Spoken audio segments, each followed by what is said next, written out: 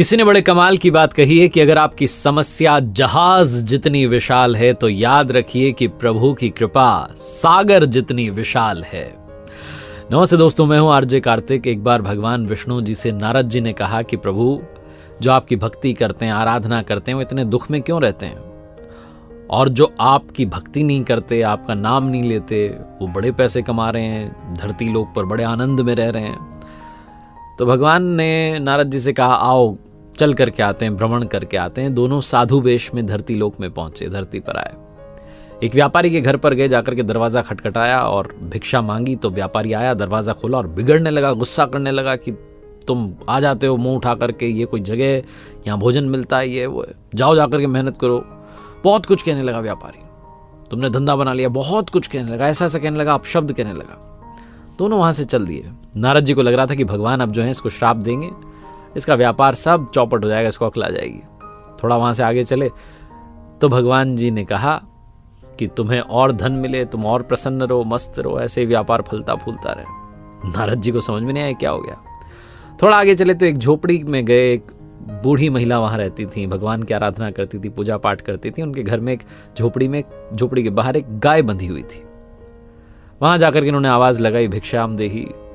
माता जी आई, उन्होंने कहा कि भोजन तो नहीं करा सकती, लेकिन गाय है, दूध आपके लिए उसका इंतजाम कर सकती हूँ। तो एक गिलास दूध लेकर के आ गई, आसन बिछाया, दोनों साधुओं को बड़े अच्छे से उन्होंने दूध पिलाया। उन्होंने कहा कोई चिंता की बात नहीं, आप बस आशीर्वाद दे के जाइए, मेरा जीवन ऐसे ही चलता रहे, मैं तो भक्ति करती हूँ। बहुत कुछ कहने लगी।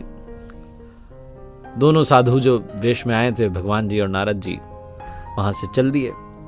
थोड़ा सा आगे गए तो भगवान पीछे पलटे झोपड़ी की तरफ और कहने लगे कि तुम्हारी जो गाय है वो कुछ दिनों में चल बसे।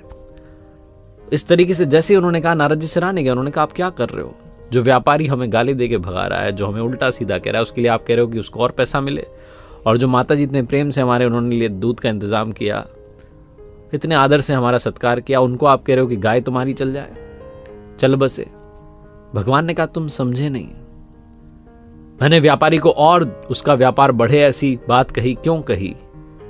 क्योंकि उसका मन ही उसी में, उसकी आसक्ति उसी में, उसका लगाव उसी में है। जब अंत समय आएगा तो वो और पैसा सोचता रहे और अगली योनि में वो सर्प बन जाए, तिजोरी के नीचे बैठा रहे। और बूढ़ी माता जी को मैंने कहा कि आपकी गाय जो है वो चल बसे। मैं नहीं चाहता कि जब वो अंत समय में पहुंचे तो गाय की चिंता करने लगे कि इस गाय को कोई ले ना जाए, इसको कोई मार ना दे। वो गाय का सुमिरन ना करें, वो मेरा सुमिरन करें, इसलिए गाय उनके जीवन से पहले ही मैं हटा देना चाहता हूं। शास्त्रों में कहा गया है कि अंत समय में हम जिस भी चीज का स्मरण करते हैं, जिसके बारे में सोचते हैं, वैसे ही बन जाते हैं।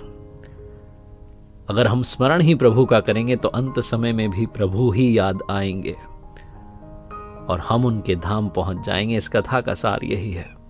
इसलिए जो होता है उनकी मर्जी से होता है, उनकी कृपा से होता है। इस बात को स्वीकार कीजिए और जीवन के हर पल को जीना शुरू कीजिए। एक बार फिर से वही बात जो अक्सर आपसे कहता हूं, ऊपर वाले के आशीर्वाद के साथ, अपनी मेहनत और अपनों के प्यार के साथ कर दिखाओ कुछ ऐसा कि दुनिया करना चाहे आपके जैसा।